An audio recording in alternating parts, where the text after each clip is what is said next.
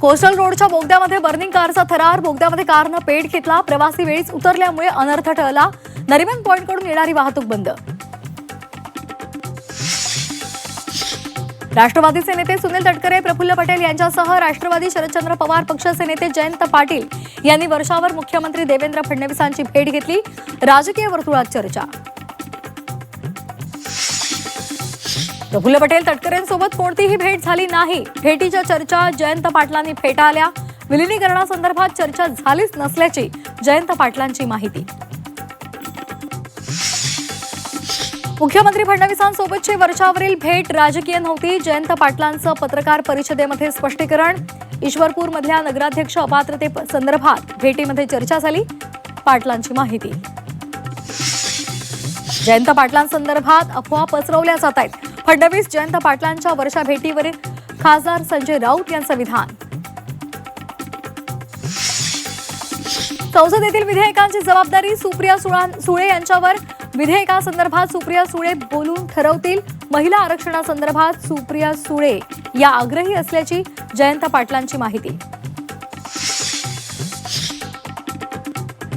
राष्ट्रवादी काँग्रेस मतदारसंघ पुनर्रचना विधेयकाला पाठिंबा देणार असल्याच्या चर्चा निराधार. सुप्रिया सुळे यांचं स्पष्टीकरण. प्रस्ताव आल्यावर आम्ही 24 तासात अभ्यास करून निर्णय घेऊ. सुळेंची माहिती. सुनील तटकरे उपमुख्यमंत्री सुनेत्रा पवार यांची भेट घेणार. भेटीसाठी तटकरे देवगिरी बंगल्यावर दाखल.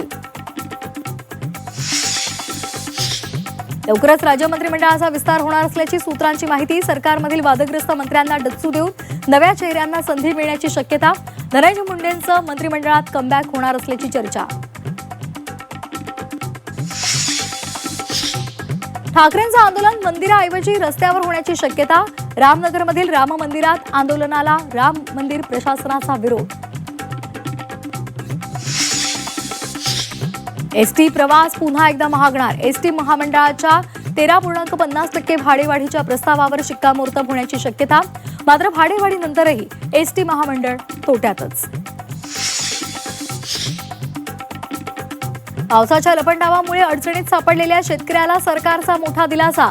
दुबार पेरणीसाठीचा खर्च डीपीडीसीच्या निधीतून देणार. सरकारची घोषणा.